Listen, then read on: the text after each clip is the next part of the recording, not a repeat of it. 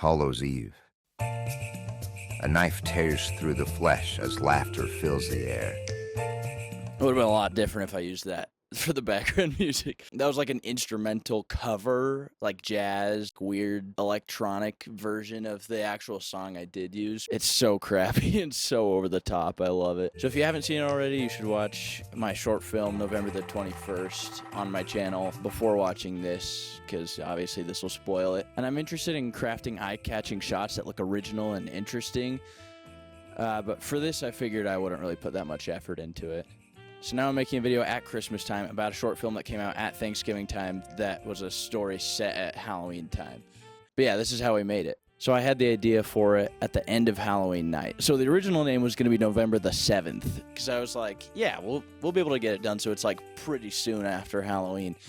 And then it came out like right after Thanksgiving. Okay, so I knew I wanted a jack-o'-lantern man, and I probably wanted him to be wearing like a suit or something fancy like that. So I sketched out a few ideas for it. I drew out like a ton of possible combinations for the face, and then ended up settling on the very first one. So then we got a pumpkin pump, and I carved it, and I carved the face onto it just like I drew it, except for I was using a dull knife, so it took like 10 times as long as it should have. Then I carved a hole big enough for my head to fit in, and I tested it wearing a tinfoil hat like a conspiracist.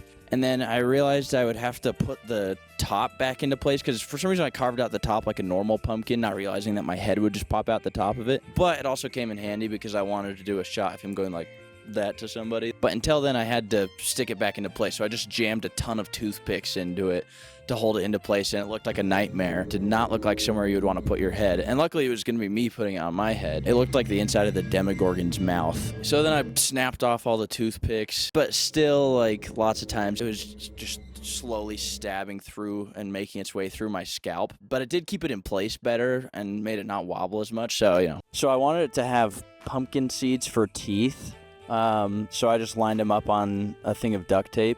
And then since the inside of the pumpkin was still all wet and mushy, it was really hard to stick stuff inside. So I just had to stick a toothpick through the duct tape and into the pumpkin. And then I put a green poster board in there because I thought green screen would work. I was like, oh my gosh, this is going to be so easy.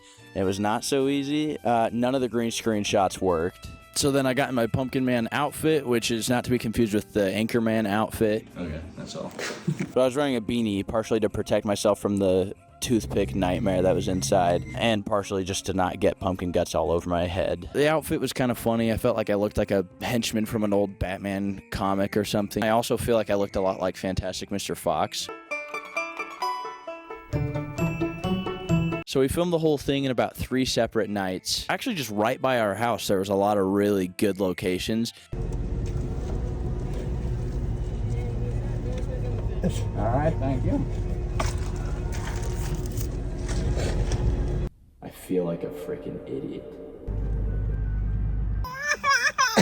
And we didn't write the story beforehand at all. We kind of just made it up on the fly as we were filming. And then after we filmed the main stuff, then I wrote the dialogue. And our main costume piece was rotting, so we would just leave it out front on the porch, and every time we would pull it back up again, I was just so scared that there was going to be like a rat or cockroaches inside or something, but it never did. We were good. So after our first night of filming, right as I was about to fall asleep, as I was laying in bed, I just had like 2 big ideas, which is the best time for them to happen. So that's when I had the idea to do the worm tier and the like reverse shot of him coming alive with like the clothes coming out. So I duct taped all the clothes together, which gave me this really awesome magic trick I could do. Basically, we just grabbed the pumpkin, flipped it on its side. I had to get my camera super high up because of my lens length. So my tripod goes super high, and then I had to stand on a chair in the middle of our street. So it looked super weird because we were both just like crouching in front of it. It looked like we were like worshiping this pumpkin idol or something. And then we just lined it up just right, made it look like it was a person laying down. And then my friend Mal held the pumpkin in place, and I pulled the clothes through it the best I could. It was a little wobbly and stuff, but I think it came out looking pretty cool. So then when you put it into reverse, it looks like it's growing out and turning into this pumpkin man that was just magically born or whatever. So then for our last day of shooting, it was time to open a whole can of worms. So we went to Walmart and we bought like a thing of worms, just from like the fishing bait section. I also got a balaclava, which became its own whole odd look when the pumpkin head was off.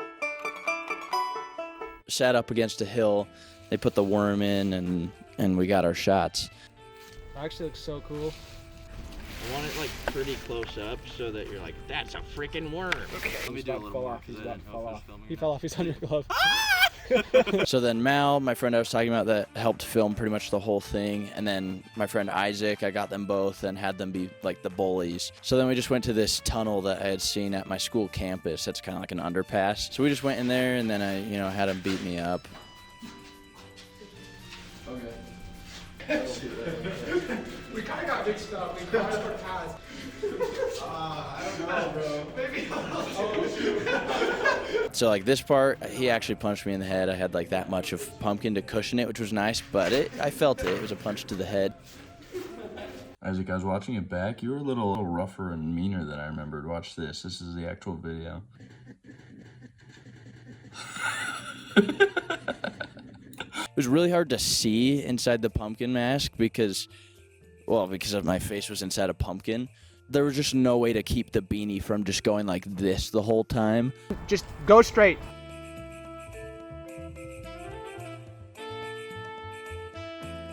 So then we went to Mal's family's backyard, and I rolled down a hill a few times.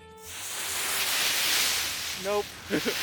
And then, yeah, that was all the filming pretty much. The rest of it was basically B-roll that I filmed to myself, and then some that Mal filmed on the night we were filming, and then just kind of crafted a narrative from that. So I wrote it out actually pretty fast, and then I actually recorded the dialogue myself. It was me talking, and then I put it through an AI tool to alter the voice because I thought it would be better if it didn't sound like a 21-year-old guy. And so I guess if you want to know my thoughts on generative AI... I think it can actually be really good.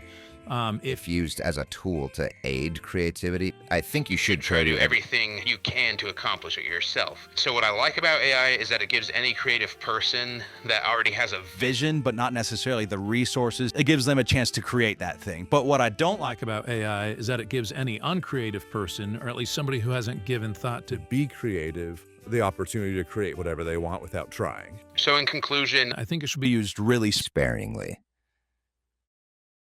And so post was insane. A lot of really late nights, and oh my gosh. I caused it to completely crash over and over and over again every time I opened the project. So then I'm in like an endless death cycle where it just loops. So like when I open the project, it'll just crash again. Anyways, so I'm proud of my... There were a lot of things that if I were to refilm it, I would have done totally differently. But very conveniently timed, just like a month before I edited the whole thing, is when the new object mask tool came out in Premiere Beta. Oh, well. And so the object masks were a lifesaver. I would not have been able to pull it off without it. It made it just so much smoother and faster. If like 14-year-old me, when I started using Premiere, saw object masks, my mind would have been blown. And then we did use generative video AI for just a few of the shots, like the sunset one. I knew, I could probably try to make that one, but it wasn't really something I could pull off super well. But yeah, when we were making some of the AI kind of fills, it just had a really hard time with a few of them. They're so freaking funny. And we were like, okay, maybe what it's getting tripped up on, why it's putting random pumpkins in it, is because it says Pumpkin Man. So we're like, let's just put man and figure that it'll know that he has a jack-o'-lantern head. So then it does this crazy thing where it is a pumpkin, but then it turns into a dude with an orange bob. And then for the last shot, literally all we said was just give it some subtle camera shake. And then it does this. Where did it get that idea? So yeah, that's how we made the short film. Just super low budget, indie, just making it up as we went along. That's definitely just a really fun way to get creative juices flowing, is to just do something with friends and have fun, but use your resources to your advantage and your limitations to your advantage. Subscribe to this channel if you want to see more shorts and maybe even some longs, and I'll see you later.